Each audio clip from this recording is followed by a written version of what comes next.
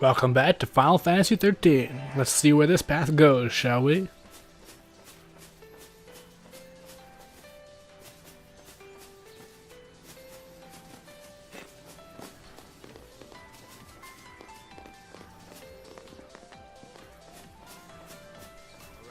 I almost forgot to save. I don't know what I'd do in that situation. And new mechanic time. What is that?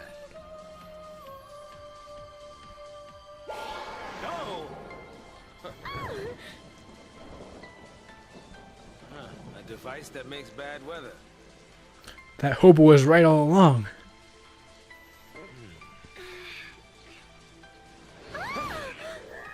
Come out to play in the rain, did you? Isn't that adorable? So that was weird. But yes, meet the weather changing thing. Spear crystal, maybe? You can use this to control what enemies you face. There's basically going to be two very tough enemies, one for each type of weather. And you have to alternate to get past them. One you've already seen, it was those shelled things. I never remember their name. But then, it's Final Fantasy. I don't remember any of the names of enemies. But yeah, the other one is a brand new enemy that is quite a pain to kill, but in a very different way. I'll show that off sooner or later. But yes, this is actually the first good area to grind. Because whenever you press that sphere, a whole new set of enemies appears. So yeah, it's actually really great if you want to get a few extra stat boosts, or if you want to make a huge backlog of Christogen points so you can level up a ton once you get the next Crystarium expansion. So yeah, if you want to do that, I considered it, but in the end I figured it's not really worth it because the game still railroads you anyways. And what meager experience you get this early in the game really doesn't matter for much. Anyways, those orange hedge frogs, the mud frogs as they are called, have the ability to summon more hedge frogs. So this battle can go on for a very long time unless you focus on them, so keep that in mind I suppose. I actually do think that you get an extra bit of experience for each hedge frog you take out though, so if you want to just leave the mud frog alive and let it make more, that probably could work as a good way to grind. Basically, yeah, this is just a grinding area, isn't it? Jeez.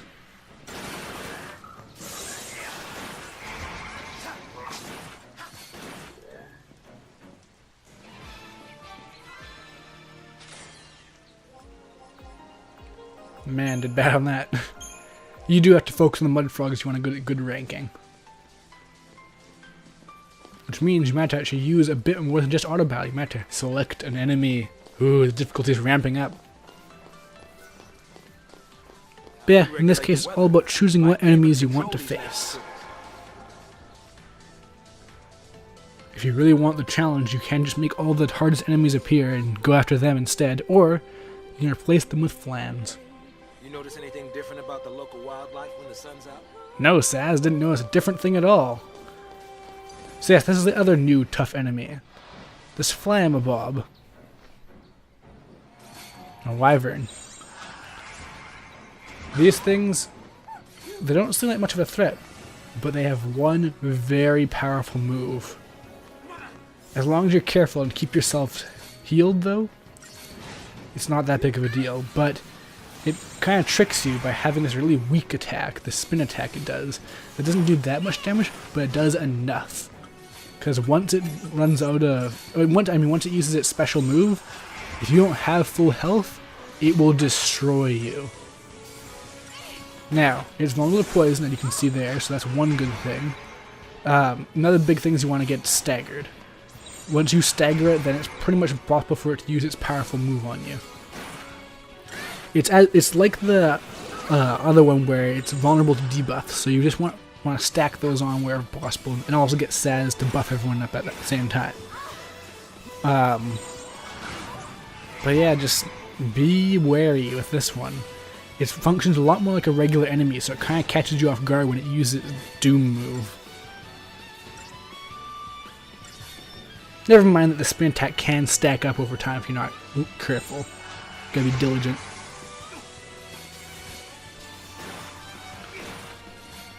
Now something that can get a bit weird is if you manage to debuff an enemy with only one particular thing, like physical or magic, then the AI will only use that, even if they're not particularly effective against it. Anyway, there's a special move, Bite.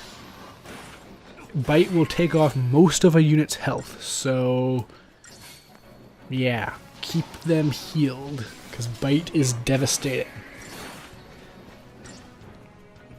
Again, if you approach this level-headedly, keep your characters topped up on health and keep the buffs and debuffs flowing, it's not too much of a challenge, but still more trouble that's worth. Doesn't give you that much experience or any very good items. So yeah. Again, it's just about making what you want out of it. Like, if you really want to go after these tough enemies, by all means, you can do whatever you want in this area. It's kind of a nice little bit of variety, a bit of player agency, but nothing terribly special. But yeah, I just recommend going after these weak enemies like flans and frogs and stuff.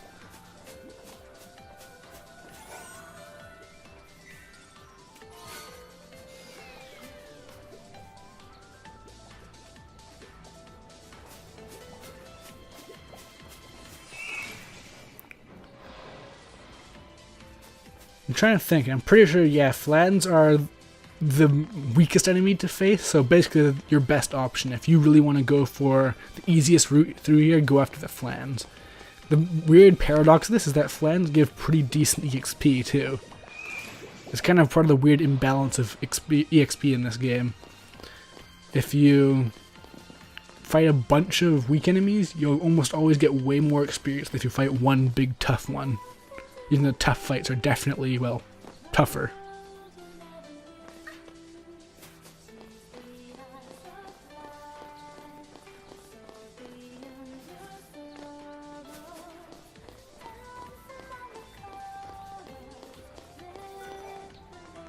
Now, the final fight, it's always going to be some level of tough. You're either going to have to fight a wyvern, or you're going to have to fight frog things, but quite a few frogs, that's the catch. 3 mud frogs is a pretty decent threat, even if it's not a wyvern.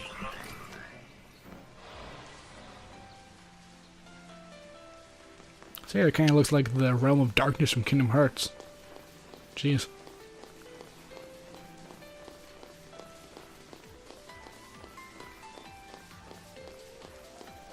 You thought it was over, but there's more. Now these enemies will switch around too.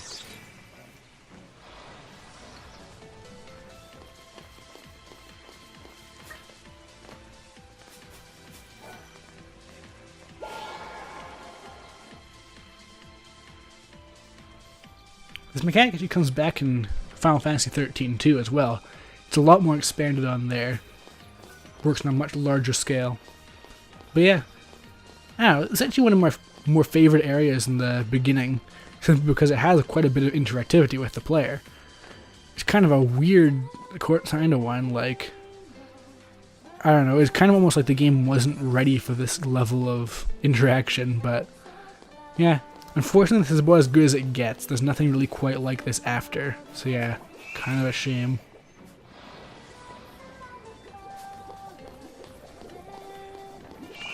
You don't actually have to rely on these sphere change-o-matic things either. You can just run around most enemies, so there's that too. But you do want to get some experience from this.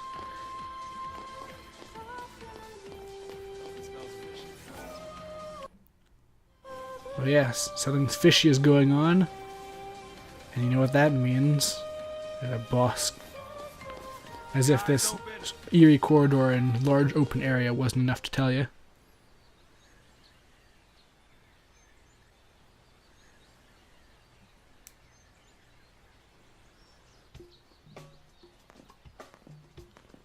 Yay, jazz! Uh-oh. That's not good.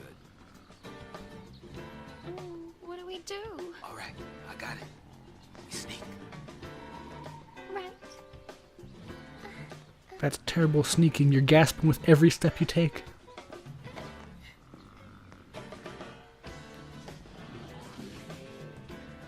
Uh-oh, it's awake and slowly moving. Guess we have to fight it to the death now instead of, I don't know, running away or something if you really don't want to fight. And yes, Inky and whatever the other one's called. I'll find out soon enough.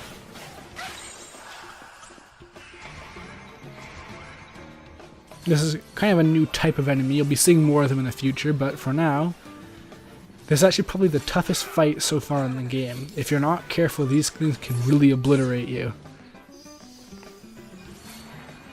So yeah, they are vulnerable to quite a host of debuffs though. But something you want to keep an eye out for is that they do have moves that can remove debuffs. And also, once you take out one, the other will become significantly more powerful. That one's Enlil. They both have their own kind of preferences and such. But I just suggest focusing on one. If you really want to get technical with it, you can try and reduce both of them to about half health, but not quite.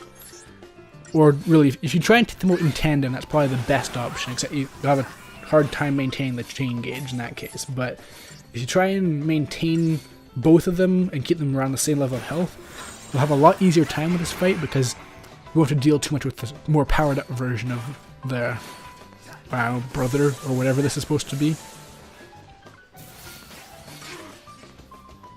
But yeah, keep the debuffs on them, and besides that, I guess just be careful.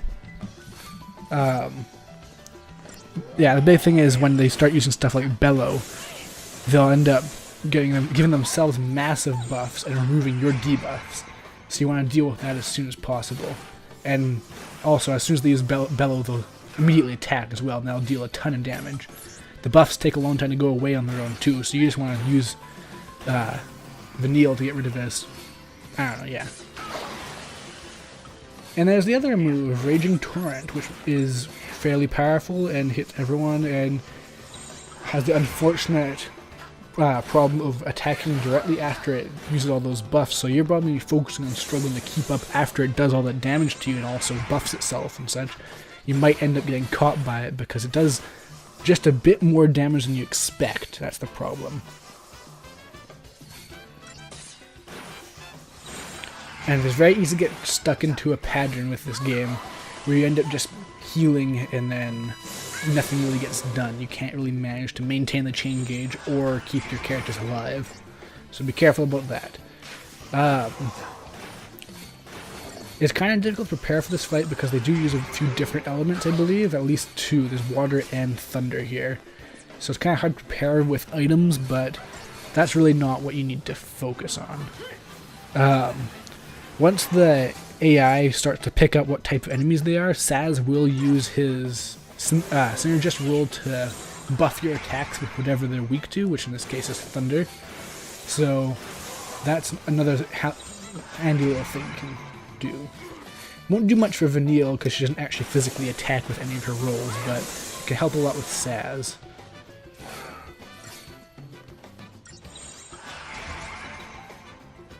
And that was a very close call for Saz.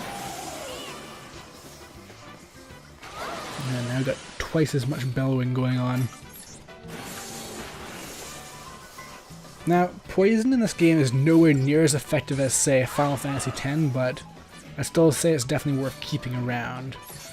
It's percentage based, I believe, so the more health they have, the more effective it'll be. But it's just a really good thing to keep around, to keep the health going down a little bit even when you're focusing on healing or something like that, at least in my opinion. It's nothing major though and far from essential.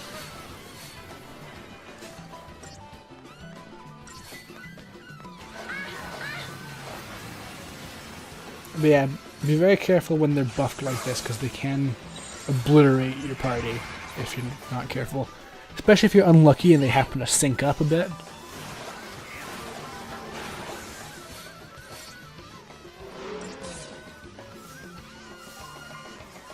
Man, very funky, jazzy boss music these guys get. It's kind of weird.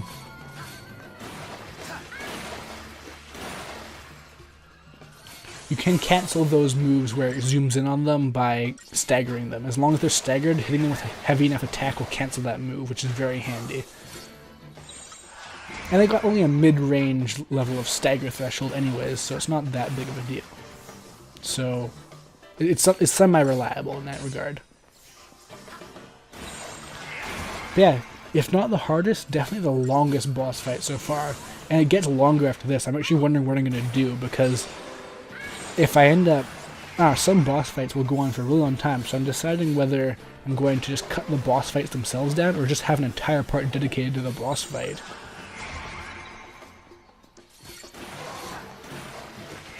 The benefit is they usually do have changing phases and stuff like that. But yeah, without really anything special, they're just kind of gone now. That was a very anticlimactic end. But, Grostarium expansion, Fulmin Ring, which is decent, I believe. But yeah, that takes care of that. And you know what it means after you have a boss fight? Level complete. Flagpole down, or whatever. Sign spins around and reveals Vanille's face, and she thumbs ups. If only we were dreaming up those clouds.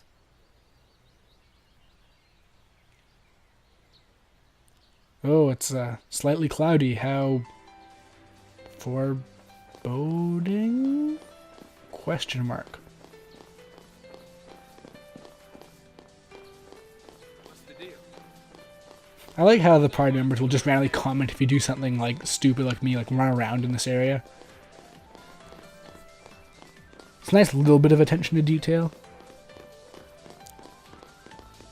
Devil is in the details, and that's definitely true with this game.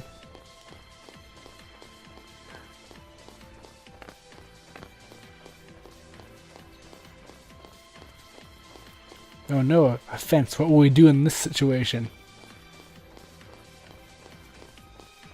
Oh, okay. There's a hole.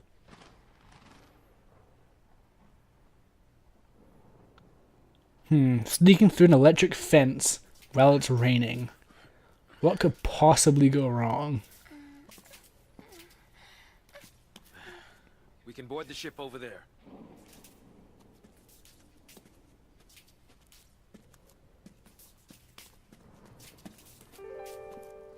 Huh? Ah, rain. So soothing. This is a very nice rain scene too, I gotta say. Really shows off how good the water looks in this game.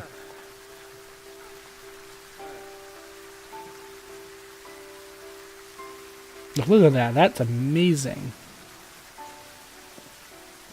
When it rains around here, it pours. And it rains some more. Saz, do you hate Pulse? Why wouldn't I? Look at this mess it's gotten us all into. Of course. Maybe Vanille has some misgivings. What is her backstory after all? We don't know. Seemed fishy. All that sanctum ranting about the threat from Pulse. Only a matter of time before they strike. Pulse is infested with monsters. Scare after scare. Not even a shred of proof. Tired old cynics like me? We don't just swallow that tabloid crap. Tabloid journalism supports No, evil not me. popes. I figured the sanctum was up to something crooked. At least until I got dragged in. Yeah. Yeah, that sure is awkward. Now that I think about it, all this purge business, it really only happened because Dodge found that Pulse fal'cie. So what you're saying is, we killed Dodge. Don't blame him. It was all... Oh, what, Vanille? All his fault? Yeah, I agree. Yeah, you're right. It was that scum from Pulse behind it.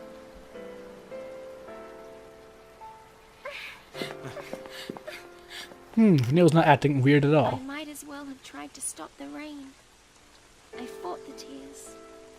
But they still fell. Look, that rain actually sticks to her dress. You're getting It's soaked. so realistic. Graphics. I'll be fine. It's only water. Look, she's soaked in water. It's so realistic. I like how her single tear is still completely separate from the rain, even though that's all happening. But yeah, after that scene, we're about done, so see you next time. Bye.